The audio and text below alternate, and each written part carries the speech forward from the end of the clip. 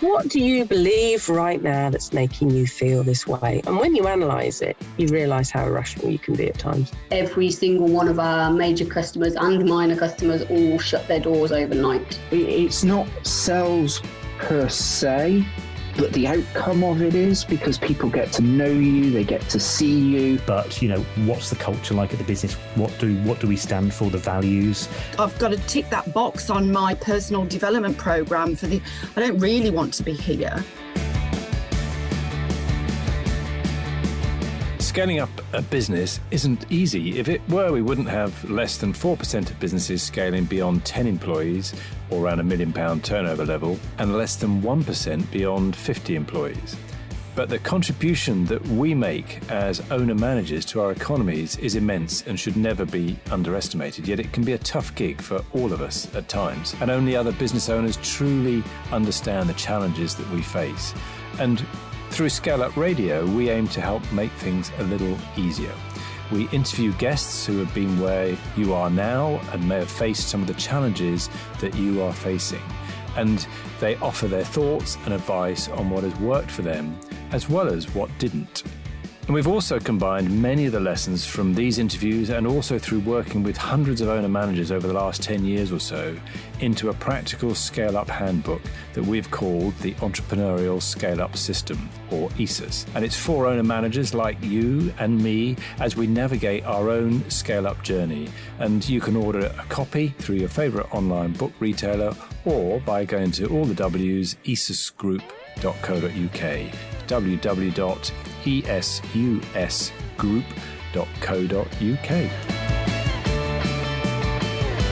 Today we dive into the world of the legal services sector, and I talk with Rebecca Widdowson, who is the managing owner of a firm of solicitors called Hallmark Whatley Hulme LLP, and we cover quite a range of things. Clearly this is a very traditional sector, a very traditional industry, and Hallmark Whatley Hulme was originally founded back in the 1700s. It's the longest standing law firm within Worcestershire.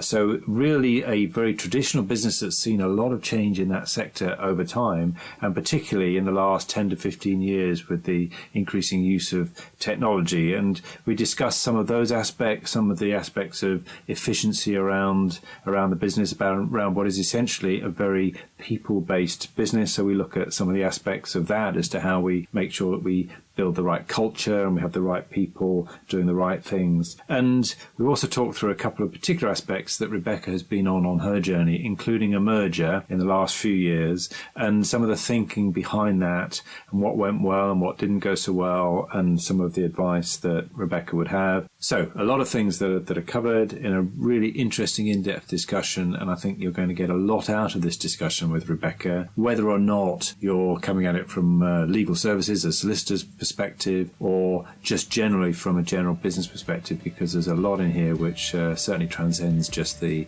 legal services sector. Welcome to another episode of Scale Up Radio. Today I'm here with Rebecca Widdowson, who is managing owner of Hallmark Whatley Hulme LLP. So Rebecca, welcome to Scale Up Radio. Thank you very much. I'm very pleased to be here. Ah, fantastic. So Hallmark Whatley Hulme, what's that all about? I think there might be a guess. It's with a number of names in there. So what do you guys do? Yeah, so there are a number of names in there. So we are a firm of solicitors in Worcester, and you can probably tell by the title of our name that we are now a merged firm of various old firms in Worcester. Hallmark was Hallmark's, and he's still around. Hulme actually comes from Hulme & Co, who are in Pierpoint Street, and Whatley comes from Whatley, Weston and Fox, who are in the tithing. So we are now we're a merged firm comprising of three other firms, basically. And a long-standing firm, you were just saying. So when was it founded originally? So we can actually trace the history of the firm back to 1790. But I am not actually as old as that, I promise you. Indeed, I can vouch for that. So no, good, excellent. So a good, long-standing firm of solicitors. So what do you think's changed? How different is being a solicitor from then? I mean, that's things must have changed tremendously over the years. It has changed tremendously, but actually there's been a lot of change in the last 15 to 20 years. Right. Technology is a massive factor in how we now deliver services. That changing landscape for the next generation who don't necessarily want to come and see us the same way as the older generation still do means that we've had to be much more flexible in how we provide those services.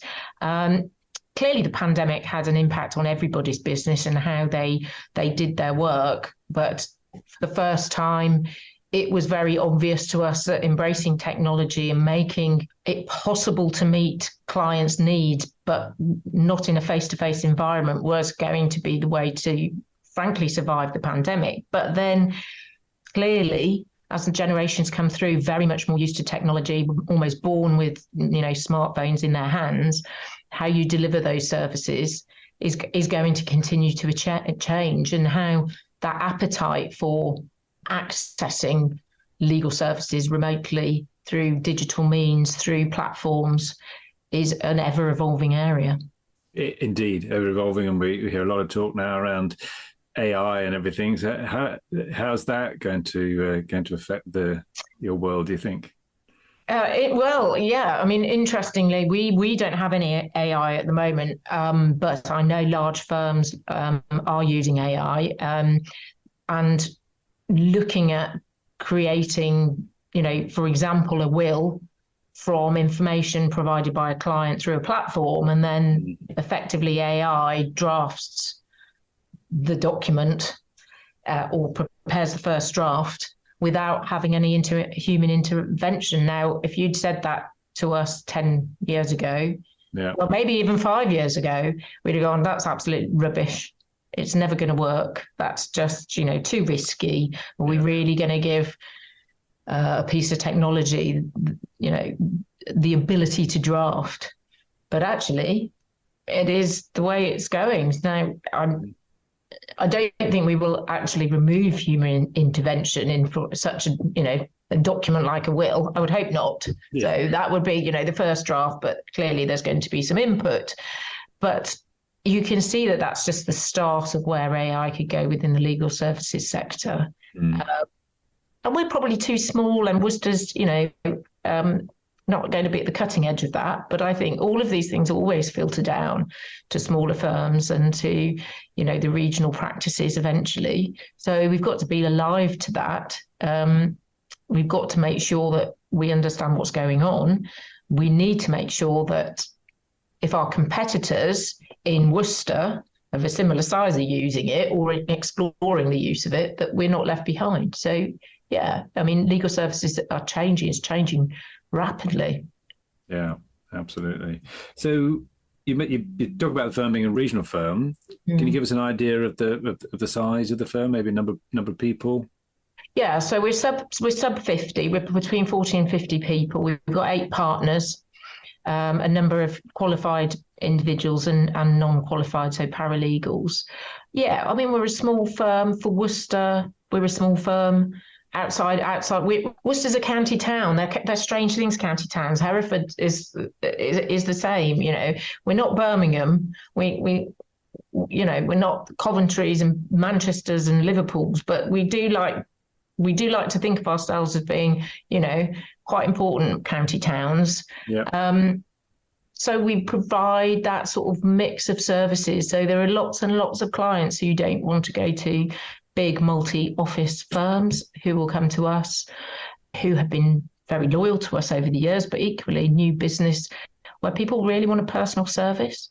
And that, I think, is still very important, to be able to have some human contact. It's not just a factory of churning out conveyances, churning out property transactions, that we can offer that. And so I think it's really important to sell that message. And I think that will be the same in many county towns, that, we punch a bit above our weight.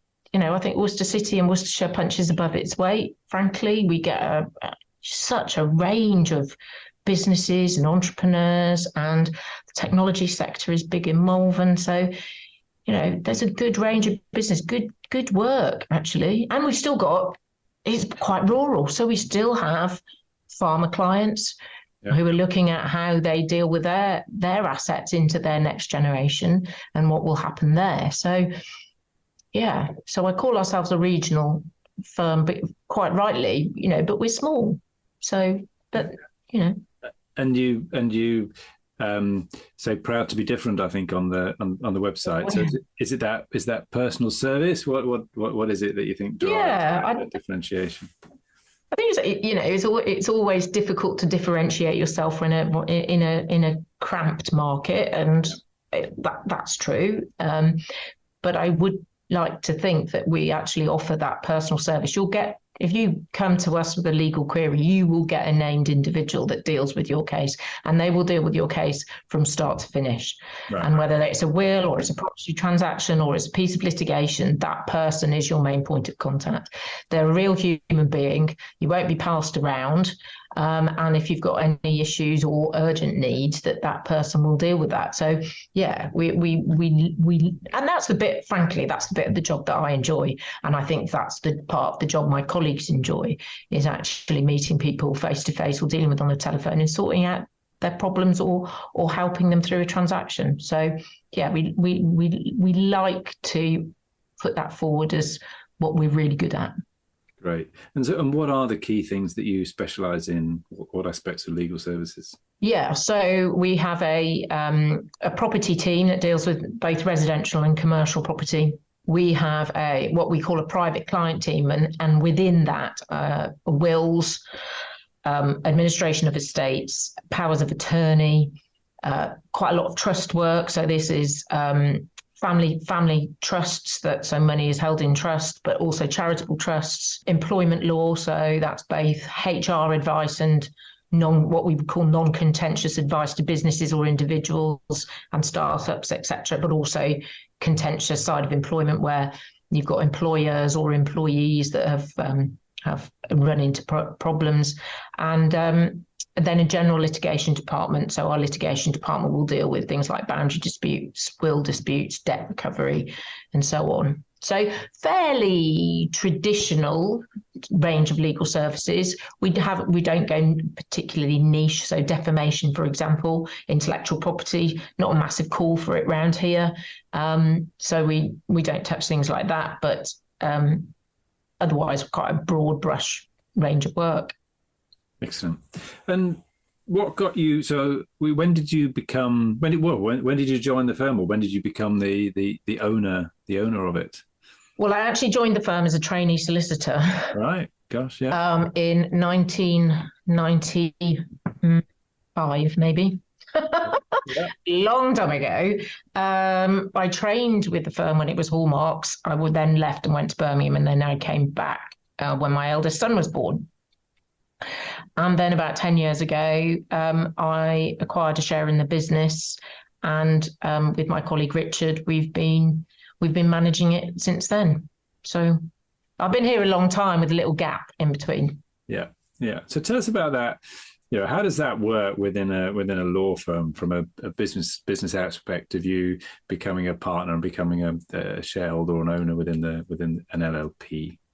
LLPs are, for those who don't know, limited liability partnerships. So we were for many years a traditional old-fashioned partnership. So basically, you shared the profits, you shared the losses, and you had no personal protection from liability of the company's debt. So it was about as far removed of being a limited company as you could be, other than perhaps a sole trader. In 2009, when we acquired Hulme Co., we incorporated into limited liability partnership, which is sort of a quasi-limited company setup. You don't have quite the same personal protection as an owner as you would if you were a director, an employed director and a shareholder. But it provides some limited protection against debts of the business, etc. And it's governed very much in the same way as the old-fashioned partnerships. You have an LLP agreement that sets out how you become an owner, what your responsibilities are to the business, what you get in terms of towards what you end up having to pay in terms of any losses.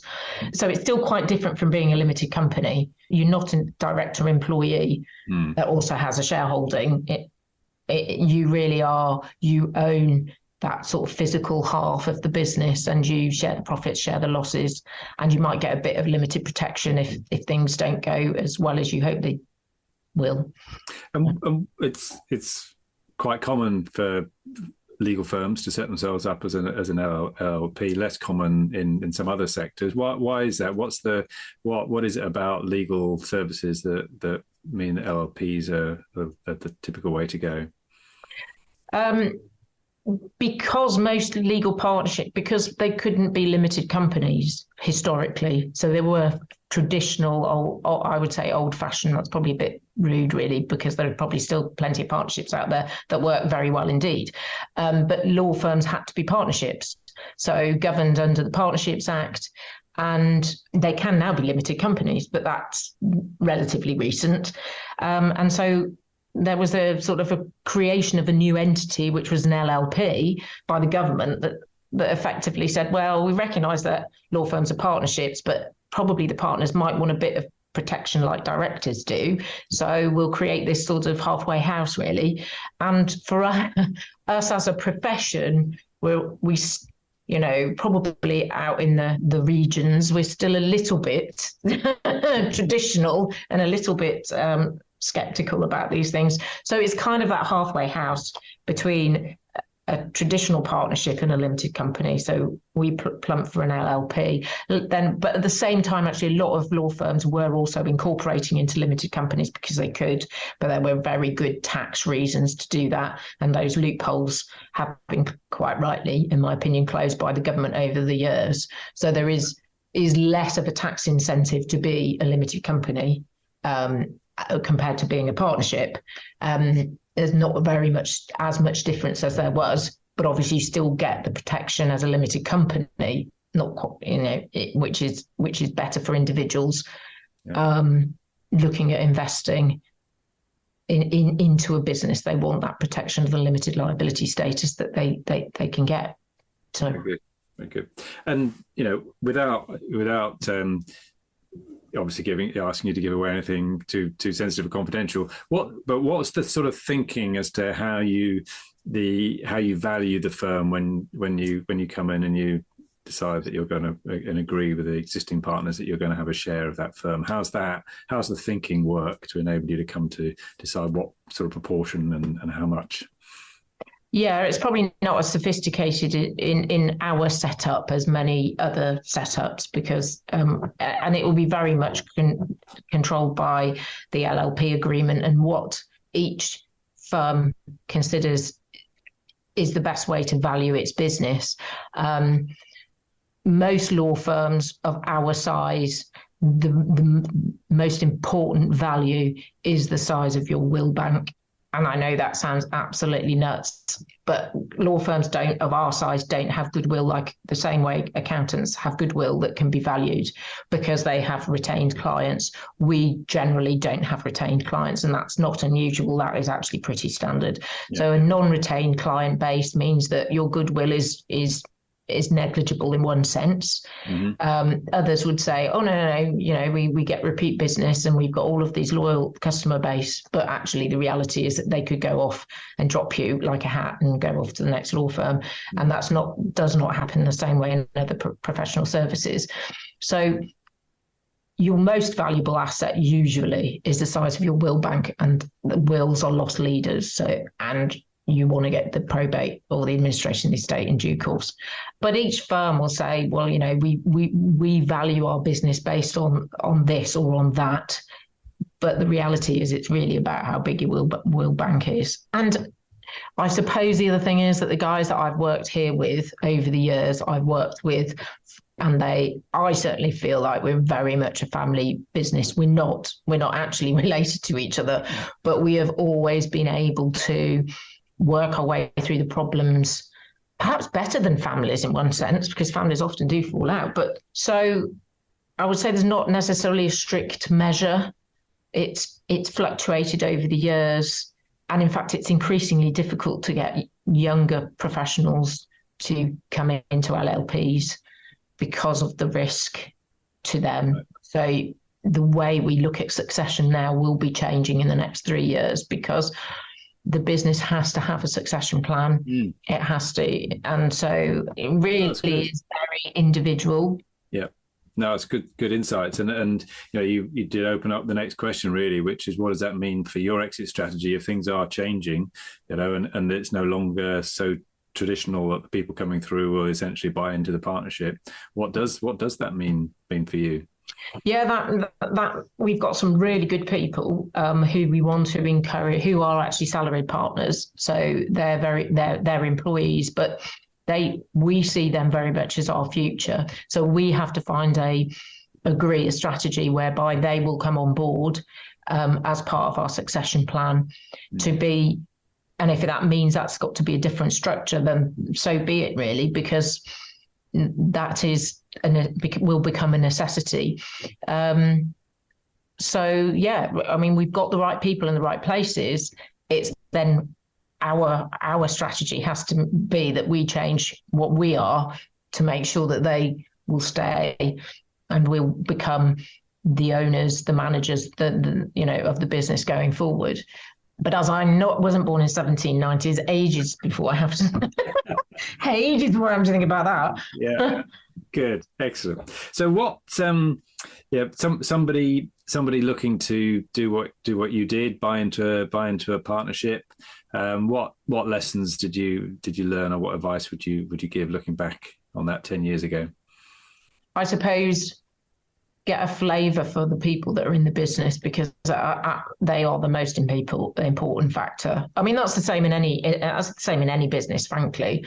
You want to be within. I felt I wanted to be within a business where trust is absolutely fundamental. You have to be able to trust the people that you work with, who are running a business like this, which is based almost entirely on trust.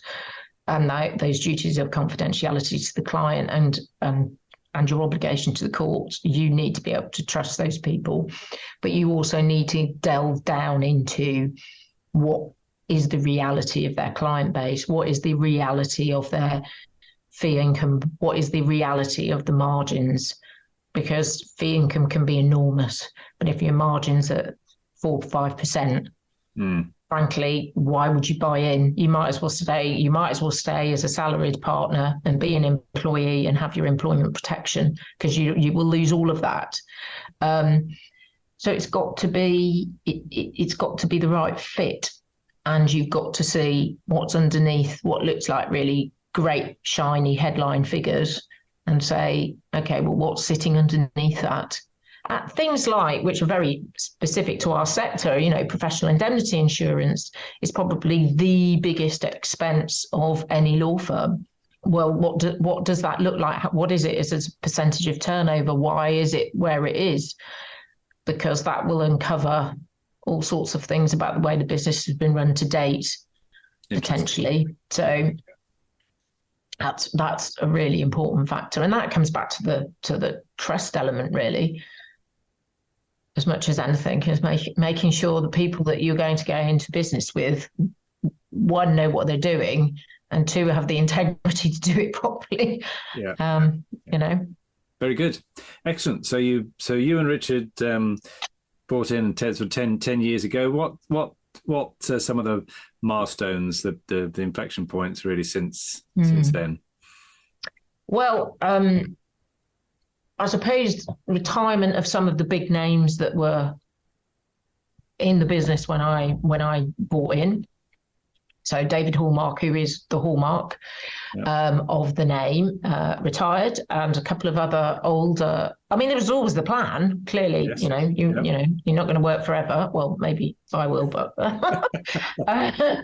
and yeah. So some of the what I would. When I was training the big hitters in this firm, but also in the city of Worcester, retired. Now that's always an interesting process, because you want to retain their clients, you want to retain the loyalty those clients have shown the firm, and you have to, some of those can be quite difficult conversations. They can be, well, you know, we liked him, we're not sure we like you. Yeah. So those were milestones that you have to plan for and work through. And in general terms, I would say those went well. And when you have someone retiring from your business who's got a big name, still sits behind the scenes saying to people, oh, you should go there. You should go there. No, I'm not involved anymore, but you should go there. Always helps. So exiting big names well and making sure that their retirement and they're looked after in that process means they're likely to say, you should go to that firm. Yeah. So those were big deals. Then obviously we have had mergers. We've merged with Whatley's at the beginning of 2022. So that's a fairly recent challenge that brings with it a whole host of obstacles. I mean, really good stuff, good people, good work, good clients. But, you know, I'd be absolutely wrong to say that it was plain sailing, because it wasn't. You have to merge cultures and merge people and processes. It's not always easy. Change management, as we all probably know, is difficult and tricky. So that's been quite a 12, 15 months for me. And within that time frame as well, we also applied for an accreditation with a law society called Lexel, which is now extremely common. It's a firm-wide accreditation, so it looks at, you know, management, it looks at finance, it looks at risk, it looks at succession, cyber, the whole business. And I would say it took us, I decided to deal with the accreditation relatively slowly, but I would say it took us about 12 to 18 months to from sort of a starting point of zero through to getting all the policies, procedures in writing, in a position where I felt we should apply for the accreditation. And that, when we achieved that, and we've retained it every year since, was huge, because it says to everybody that we've got processes and procedures that reduce risk, that make sure that we are looking after people, not only our clients but our staff. We're looking at succession. We're making sure that as much risk can be reduced in everything that we do. And that was a huge piece of work, frankly, and one of the best things that I've ever done professionally, but also for the business. Was great. So yeah. So a long process to do that. So you said it was quite rare, but it's more common now. Does that mean that there's only a certain percentage of the law firms in the country that have got that accreditation? No, it's pretty common now. But when we started, it was, I suppose, a lot of there were firms who thought it was, you know, what does it say to our clients? We don't see it, and it is a lot of work, because what you do in terms of everything that you do has to be put into a process, and you have to evidence that you're doing that. And the biggest challenge, I suppose, is probably a lot of firms were doing it, they just didn't have it written down. Yep. But the idea is to basically make the, you know, client experience much better, much safer, less risky across the board. And I think a lot when you looked at the accreditation standard, and you've got to do this and that, and probably a lot of firms went, oh, that's just too much, really. It's extremely common now, but back then it was. I also had to persuade my fellow partners that we should do it. Yeah. So it was, you know, a lot of my background and what I do on a day-to-day basis is risk and compliance, and no, it's going to be a benefit. Well, it seems to be a lot of work. It seems to be costing quite a lot. It takes quite a lot of people time, and you've got to train everybody on the procedures. So they've got to be bedded in, making sure everybody does everything the same way. Not sure about this, really. But personally, I think it was the best thing we ever did. Yeah, and I was going to say, you know, because people go into these sort of things for sometimes because of the badge that you get, the accreditation that you get from it, but actually the real value is supposed to be in the underlying what it's actually doing to improve the productivity and the efficiency and all the compliance, all of those good things. Yeah. So having gone through it, are you able to look back and go, yep, we can see where the benefits have been from that? Yeah. I mean, there are tangible benefits in risk management. That to me is the biggest element to it, is that the risk management of what we do, how we approach something is now standardized and is therefore very much on everybody's radar all of the time. And what is one of the biggest challenges of our sector that is just getting increasingly more difficult is money laundering. Yeah. So, and the compliance around money laundering. So one of the large elements of risk that we have to look at for all of our clients is, who you are, where you've come from, where's your money coming from. I appreciate clients find it intrusive, but it's the law, so I haven't got any choice about doing it. And that's one of the tangible benefits, is having a framework around what we do when we onboard clients, and saying this is how we do it, and this is our standard process. So and that compliance around money laundering has only become more challenging and more onerous. So that is, to me, a tangible benefit in having that accreditation, as it provides the framework to evidence that you're doing things right. So does the Lexel does it replace ISO, essentially, the ISO accreditation within law firms? Is that what it's aimed to do, or is it? No. So the law firms will have all sorts of ISO. There's information management, for example. So information management is part of Lexel and how we deal with it and approach it. The ISO standard goes into systems in much more detail than Lexel.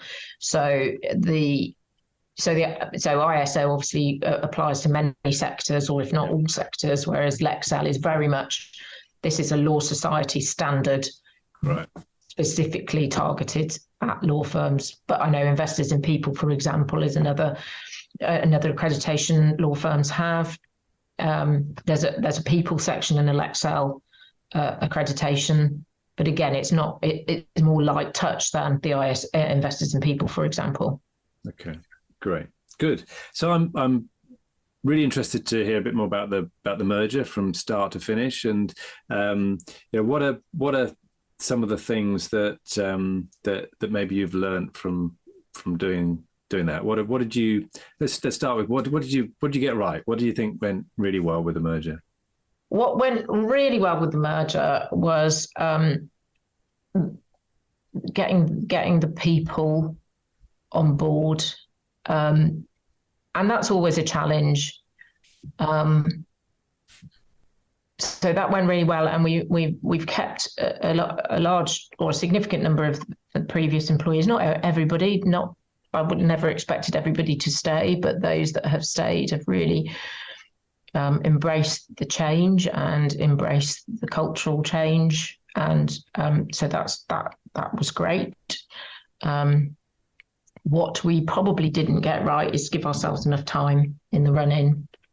I would be honest about that and say probably we should have taken, we agreed it in about 6 months. We probably should have looked at being closer to 12 months to give ourselves more time to do all the due diligence, or deeper due diligence. I don't think it would have changed our minds, as it turns out, but it meant that things like the IT wasn't ready to go when it needed to be ready to go, because decisions were made very quickly. And when we finally signed the agreement, we didn't really appreciate that the IT lead time was going to be, 12 weeks. So we were operating on 2 systems for the first quarter of the year last year, which is not ideal. So I would say that was probably the biggest. It didn't actually cause as many problems as I thought. It was just an administrative burden that we could have done without, really. Instead of day one, we're all flipping over to new systems. We're all on the same system. We're all on the same accounts package. We're operating two systems.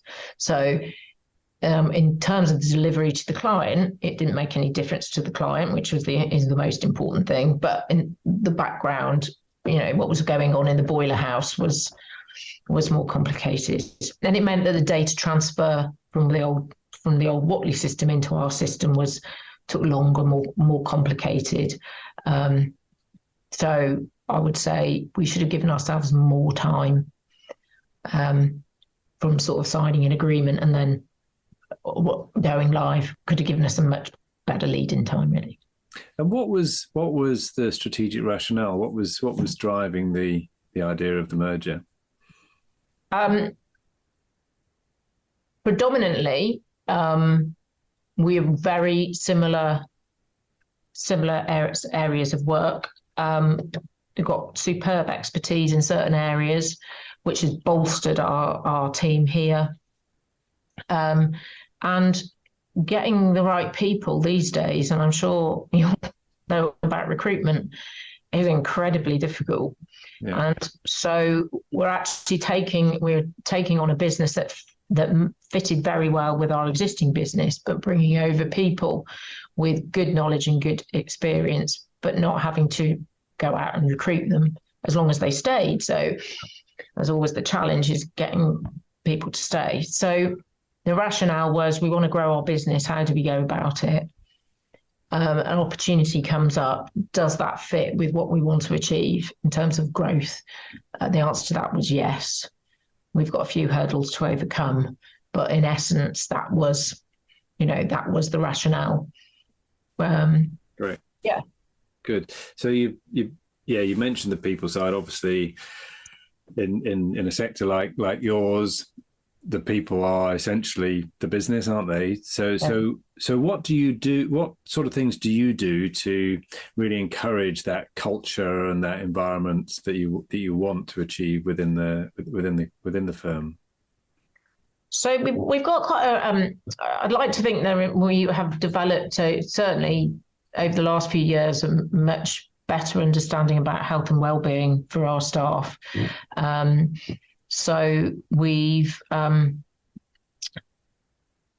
got slightly interrupted by the pandemic, as everybody was, but we introduced a health and wellbeing day. So we actually employ a company that comes in and sees anybody who wants to be seen, don't have to be seen, and they take some. There's no forced health and well-being. It is voluntary. And they come in and they have an appointment and they have a chat through work and home, and then take some basic baseline figures, so blood pressure, cholesterol, height, weight, talk through things like sleep, stress management, activity. And that's proved to be a really positive impact on the people who've taken part. Right. And we do that every year now, so you can see a trend in, if you're trying to increase your activity or reduce your cholesterol. So that's been very good. We've finally been able to open a staff room. We've never had a staff room, and that's so we've got a staff room, which is brilliant. So people are eating at their desks, because we all do, don't we? And we've got a staff room for people to just chill out and have a little break.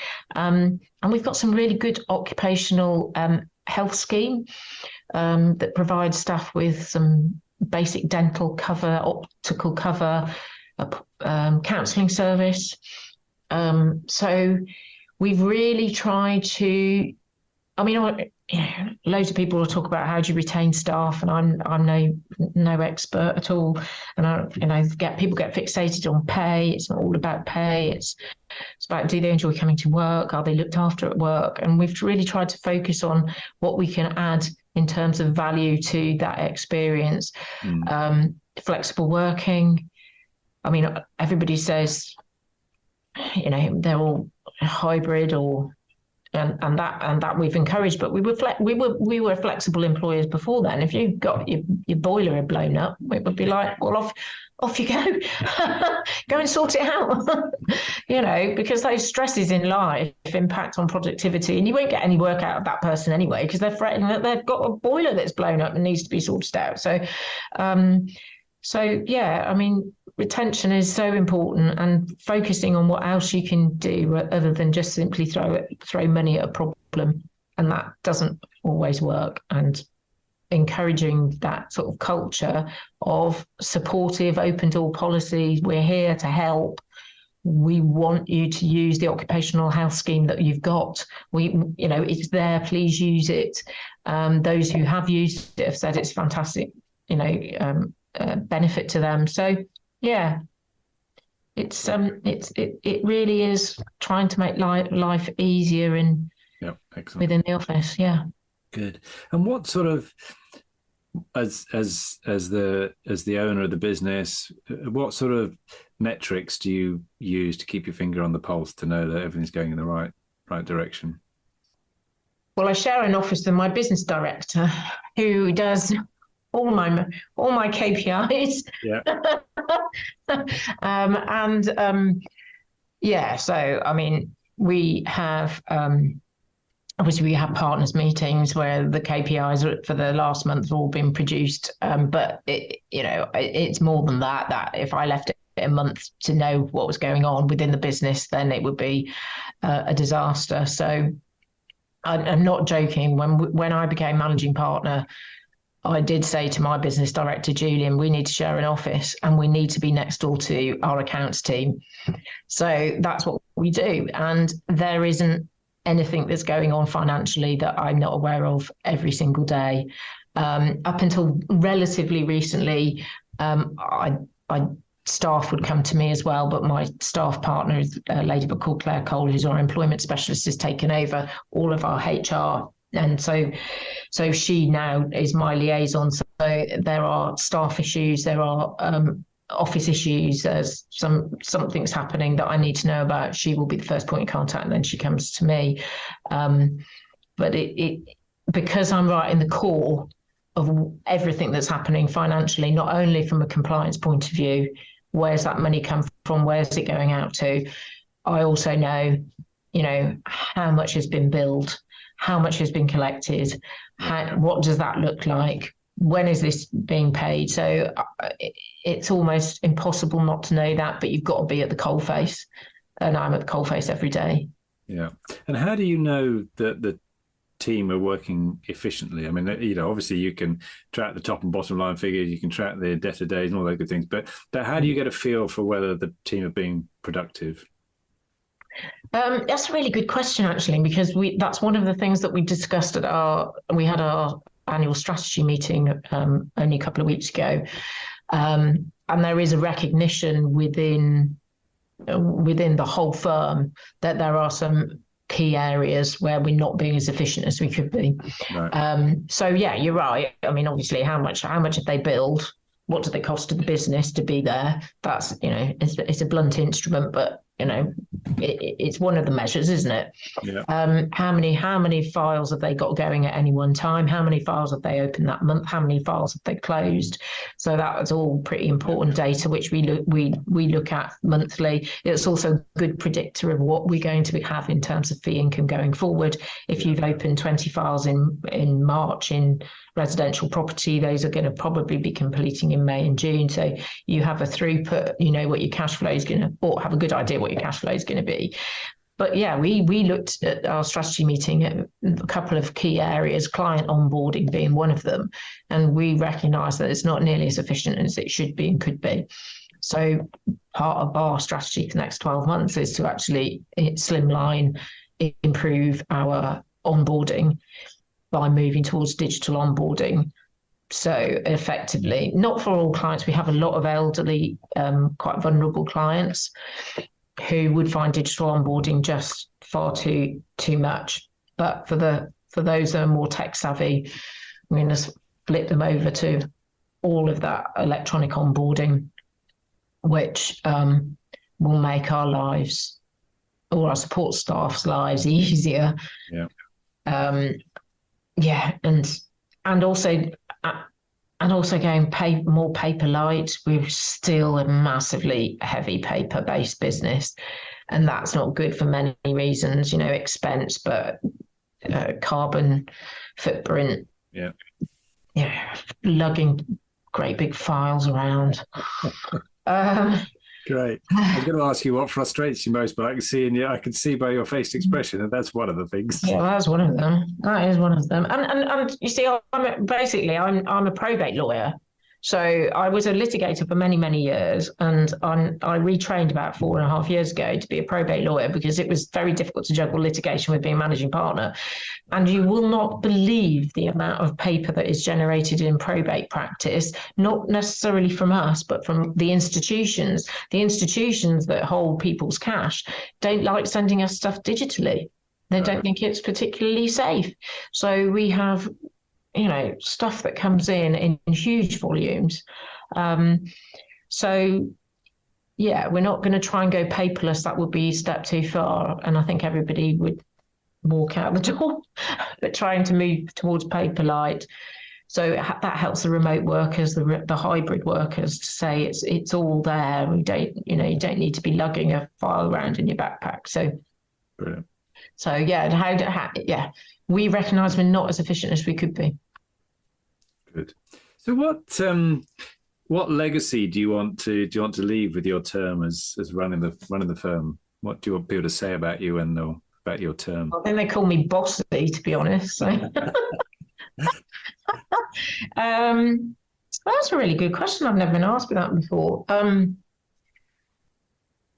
I would like to think that my legacy is as much about me being a good practitioner as being a female business owner in this sector, to say it is perfectly possible to run a law firm and be a woman and have a family and do loads of other things as well and do it well. And beyond that, that ticks a great big box for me to say, yeah, you did it well. Great, brilliant. I don't have any, I don't want to walk away and say, oh, I've now got this however many pound business, or that doesn't particularly float my boat really. It's very, very much more about, you can do it, and you can do it well. You can do it alongside other things, and you can be a woman owner, managing partner of a law firm, and say, it is perfectly possible. Don't ever think that you can't do it. Yeah. So excellent. No, like it. Good. So what are your key goals for the next 12 months? Do you think? What are key things? You mentioned that efficiency side of it and the Paperlite, all around those sort of things. Yeah. So definitely, I want a good 60 to 70% of our clients onboarded electronically. Yeah. I always recognise it's not going to be 100% and never will be, but that's absolutely fine. I would like us to reduce the amount of paper in this office by 30%, 40%.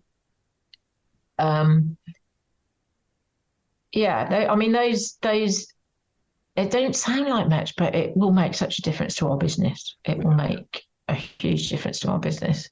So those are my key things, and to keep the people we've got. We've got, and I've got a couple of vacancies, and recruit into those vacancies and recruit well. That would be really good. But when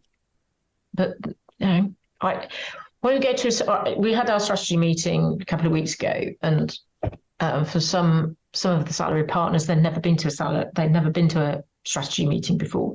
And I said, look, you could set 10 or 15 targets, but you never get them done. So we need to be really focused on what we can actually achieve in the next 12 months to 3 years. And we keep them relatively few. And actually client onboarding as a process, bearing in mind, new files that are open for, about 2,500, 3,000 a year. Right. It's actually, that's quite a significant amount of process to change from being a paper process to 60% plus being. So let's not, lots of things we'd like to do, but let's be very focused and make sure that those things that we set ourselves, we actually achieve, and we look back and say, we did that, right, we're now on to the next thing. Otherwise, I think strategy can be not strategy at all. It's just scattergun. And I can imagine huge scope for time savings on 2,500 onboardings a year, not just in terms of if you shave off a few minutes in terms of actually how long it takes to onboard them, but then presumably if it's not done well, then people are wasting time going back trying to find documents afterwards and all those good things. So the amount of time is probably really quite significant. Yes, it will be. Very good. Right. Well, I've thoroughly enjoyed this. I've learned a lot about the legal services that I didn't know before. So that's really useful for me. Thank you. And some great insights, I think, into a couple of things like sort of thinking around the merger and some of the other aspects around the people side that's really important to you. Are you okay for a couple of quick fire questions before we close? Yes, go on. Good. So if you were to go back to your younger self, what advice would you give yourself? Oh gosh, yes. What advice would I give myself? Probably not to take stuff quite as personally as I did when I was younger. There's only one person in this world you can control, and that's only you.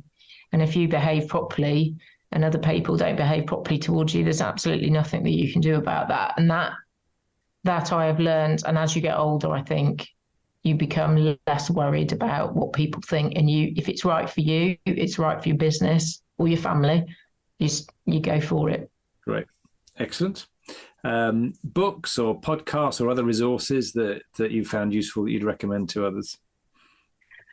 Well, I'm actually reading a book about geopolitical history at the moment, which has got nothing to do with the law. It's just really fascinating how much geography plays into politics and how, it's really quite intriguing. But then I also like podcasts about, because I'm really into my endurance sports. So if I go running or walking, I'll listen to a podcast about nutrition, about sleep. There's some really good podcasts about the sleep patterns and how that affects your health and so on. So I would say listen to a podcast about your circadian rhythms. Okay. Because the insight into that and diet and nutrition and how your body copes with sugar in the mornings is really, really insightful. Okay, excellent, very good. Any apps or what sort of apps do you use, or bits of technology that you found particularly useful? I love my NatWest app. Okay. Yep. It's the best banking. Well, I don't know. It's a very good banking app. I really, if you online bank, and frankly, get an app because it's absolutely brilliant. I also use Strava.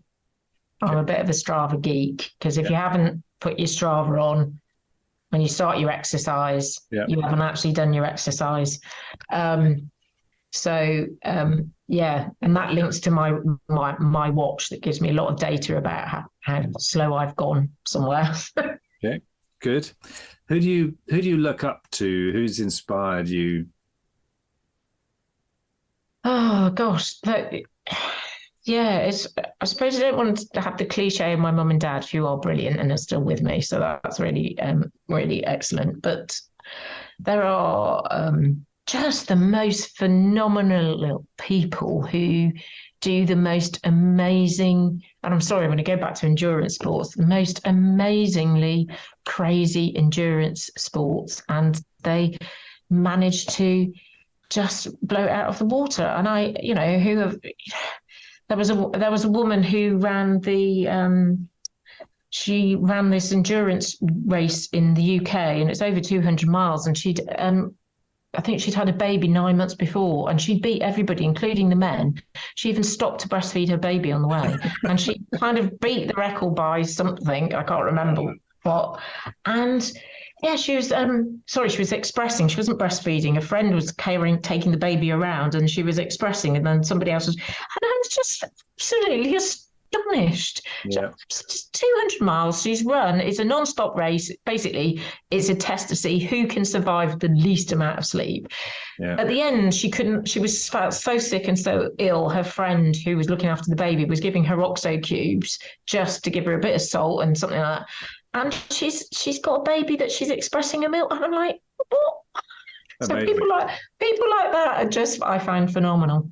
Brilliant. And I love your, I had a quick look at your LinkedIn, and your top voices on your interests are Ian Wright and Arnold Schwarzenegger. So that's quite a good combination. Good.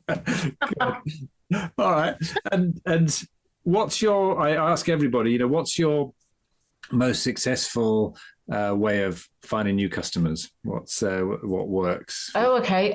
Personal recommendation, without a doubt, and absolutely a recommendation of you as a professional to say not only are they approachable, which is really important in our sector, but they've done their job well. They've done it efficiently. They've done it within the time frame we expected and within the cost they said they were going to do. So that is gold dust to us.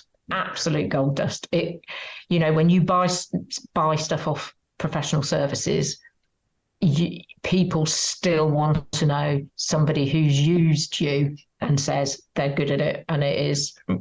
So the same with the reviews of reviews off website that come onto our websites or whatever. That it is like gold dust. You can't pay for that. You've just got to do a good job. Yeah, brilliant, good. Absolutely fascinating. Really enjoyed our conversation, Rebecca. If people would like to get hold of you or find out more about Hallmark Whatley Hulme, what's the best way for them to do that? So our website is www.hallmarkhume.co.uk, and all of the team are on there. All of our services are on there, and all of our contact details and emails. So that is the best ways to go to our website. Perfect. Rebecca, thank you very much for being on Scale Up Radio with me. Thank you very much. I enjoyed it very much indeed. I hope you enjoyed that discussion, and if you're building and scaling your own business, you might well be interested in our book, The Entrepreneurial Scale-Up System. And it's exactly what it says on the tin. It's a practical handbook around scaling a business in a structured way. And you can order a copy on all your favorite online retailers, including an audio version, or you can find it and other supporting resources on our website, www.esusgroup.co.uk. That's esusgroup.co.uk, which is esusgroup.co.uk.